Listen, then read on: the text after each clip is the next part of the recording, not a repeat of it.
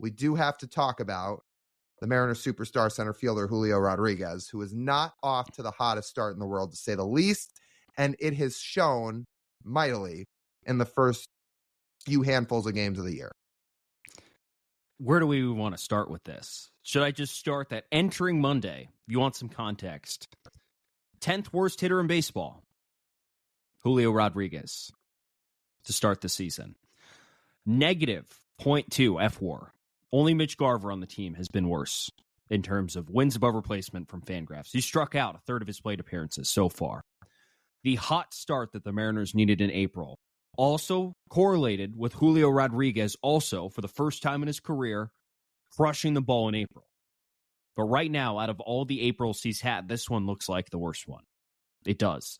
The combination of things, the combination of expectations, the combination of hearing how much his approach improved, and how like the monumental step we were expecting and still expect here in the coming months from Julio Rodriguez this season, 40 home runs. Why couldn't he hit 50 home runs? This is the kind of talent this guy has.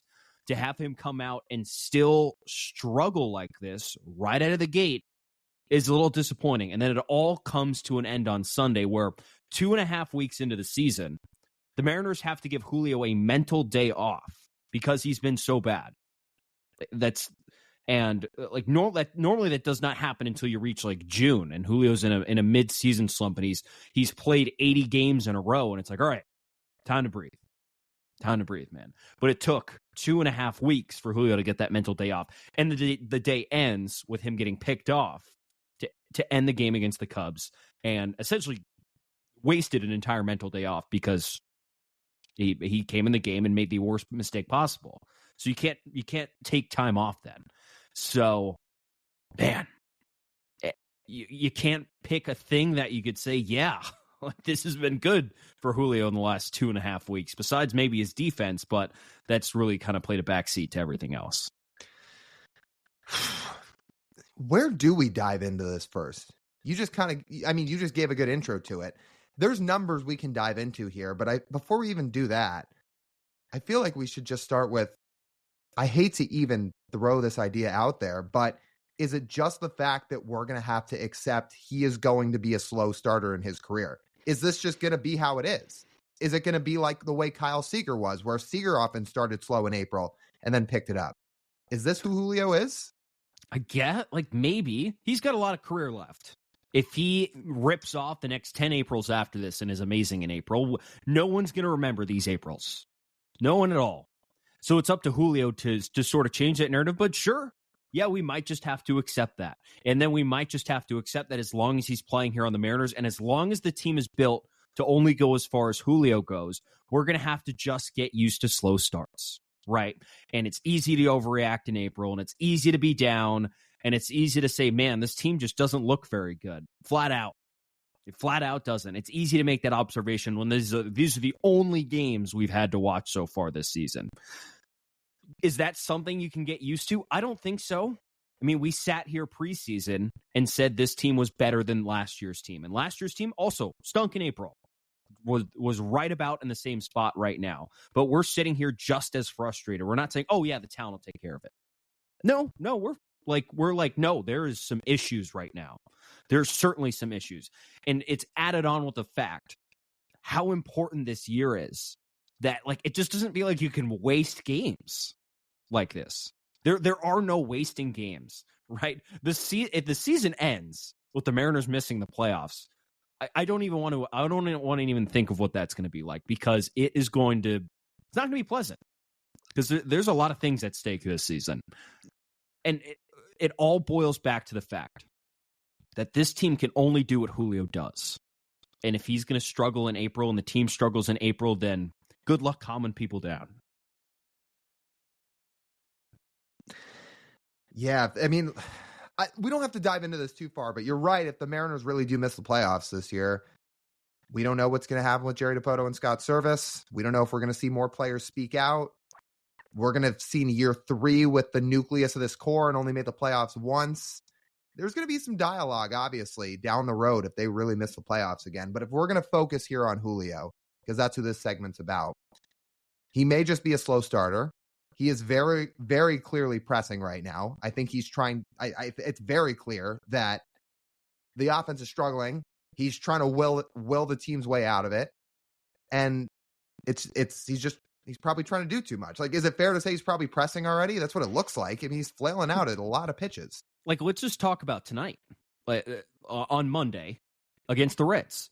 The Reds' plan to pitch to Julio today was inside. We are going to throw balls either on the inside corner or well in off the plate. And Julio was consistently swinging at pitches a foot inside off the plate. Consistently. And you could hear Blowers is like, he's got to stop swinging at those pitches. Because it's hard to hit the ball hard when the ball is in that far. And it just encapsulates how much he's trying to make good on this slow start by swinging at pitches that maybe look good at start, but then are like breaking way in like a sinker running in on his hands.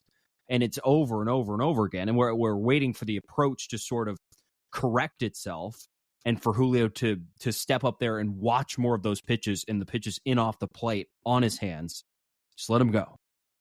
It's funny you say that. Sinkers are what have done him in so far. Small sample size, not a lot of games to judge off yet, but to judge off the 16, 17 games the Mariners have played so far, he's hitting 100 against sinkers. Entering Monday's game, he was hitting 100 against sinkers, -2 run value. He's also slugging 100 against sinkers, 100. Sinkers are not doing him any favors right now. And it's the breaking stuff, too. His whiff rates on these breaking pitches. On sliders, he has a whiff rate of 40%. Sweepers, 37.5%. Cutters, 45%. Changeups, 64%. And splitters, 58%. Anything slow, he's not touching right now. And it's funny, even the fastballs, he's not timing up. His timing seems off. Along with pressing, along with the slow start, he doesn't seem like he's on time yet.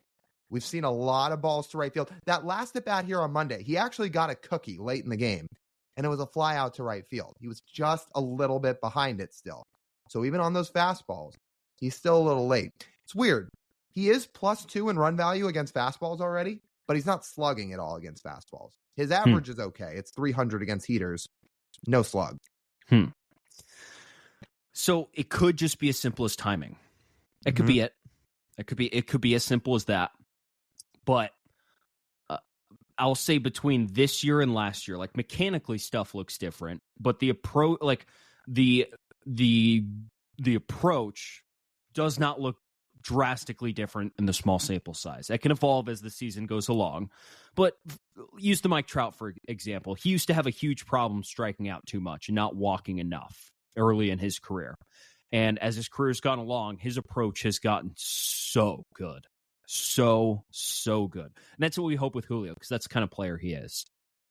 It's not quite there yet, because he's still expanding, like you said, chasing, and not quite and not crushing the pitches he should. It would be a lot easier if that one good pitch to hit each at bat Julio was crushing here in the first 2.5 weeks. He's not doing that.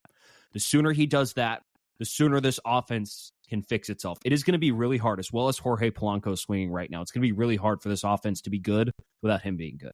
Really, really, really difficult. He has to be the best player on this team. Otherwise, there's going to be a lot of nights like this weekend where there's not a lot of runs scored. It's great that Jorge Polanco's starting to hit. And let's throw that in, by the way. Jorge Polanco here on Monday. Last 7 games, he's OPSing well over 900. Jorge Polanco's locked in right now, which is awesome to see. Mitch Haniger had a great night. That's great to see. But you're right. Julio has to be the guy. I know we're stating the blatantly obvious with that, but he has to be the guy. The JP's going to have to hit better. Mitch Garver's going to have to hit better. Cal's going to have to hit better. But Julio has to be the guy, because we know this team runs through him. And when he goes, you're going to see a lot change. Yeah. So at least the defense has been good. Hasn't let that affect him. The base running mistake on Sunday was bad, but overall, again, in the grand scheme of things, not the end of the world. Just an inopportune time. Even though that was handled, it was handled kind of strange by Scott. But in the end, the game's over. It's already Monday. They've already won another baseball game since then. So I think we can move on from that. I don't think it was that crazy for him to run in that situation. I know we talked about it a little bit on the live stream. Wasn't crazy for him to run, but like avoiding him pinch hitting, but having him run. I know you wanted a fast runner. And again, hindsight too affects this take right now that he's got picked off. If I think people would have rather him just hit in that spot, not in that spot. It would have been, No, I'm confused. Never mind. Because Cal walked, got on, and they had Julio pinch run for him. If Luke Raley hits a ball in the gap, Cal Raleigh gets stuck at third because obviously he's not going first to home, or probably not, I should say. And then the next guy gets out. People are going to be furious that Julio didn't pinch run. Having your fastest guy out there to pinch run in a one-run game isn't crazy. I think that's more than reasonable. They didn't ask him to play after Dom Canzone got hurt. They didn't ask him to hit throughout the game. They didn't even have him pinch hit late in the game. They just said, hey, just run. I don't think anybody thought he was going to get picked off. It's a pretty reasonable expectation to think, okay, don't let yourself get picked off. And if there's a ball in the gap, you run. Rayleigh gets out. Nothing happens anyway, but he got picked off. Here's the last thing. We addressed this on the podcast, but he also didn't talk to the media after the game. Do you feel like he should have? I've been a little back and forth on this. I don't know how much there is to say. Obviously, he made a mistake getting picked off. I think it speaks for itself that, look, he made a mistake. It wasn't his best moment, and he's going to move on. But there were people that said he should have taken accountability for it. I think I'm one of those people. Like, you're the leader of the team. You have to. You like Cal would. If that was Cal, you think Cal's. I think Cal sits and does that, right? Like, and Julio's going to learn. Like, this is a learning experience for him. Great. It's always good to learn. Everyone, everywhere, in every profession wants to learn as much as they can because that makes you better at their job. It just doesn't feel right when the best player on your team gets picked off to end the game after, a bad 2.5 weeks to start the season, and then just goes to media at the end of the game. It says, I'm not gonna talk today. Which you might only need to say one thing, like, I made a mistake. Like, here's what I saw. Like, it's been a tough 2.5 weeks for me. That's all you got to say, and people are like, okay. But that's sitting up there, taking accountability for mistakes you have made, and it sometimes you just got to do it. Mm-hmm. Yeah, and you feel. I mean, I know you say Cal probably would have done it, which he probably would have. It's likely that guys like JP and Ty France probably would have done the same thing, right? They probably would have stood up there and taken the questions, right? Yeah. And again, it's all part of growing into yourself as a baseball player. And it just does not look good when you don't, right? Because then people speculate. That's the worst thing that can happen. You don't want speculation. That's why we want transparency in all these things. So people aren't sitting here guessing what somebody's thinking or what the reaction is after the game. No, you just want the person who actually did something to come out and say it, so people don't speculate, right? Mm-hmm. All we do all offseason is speculate, Lyle, because Jerry DiPoto doesn't phone in all of us and say, hey, we've been in trade talks today, by the way. Right. nor should he, of course. No, he shouldn't.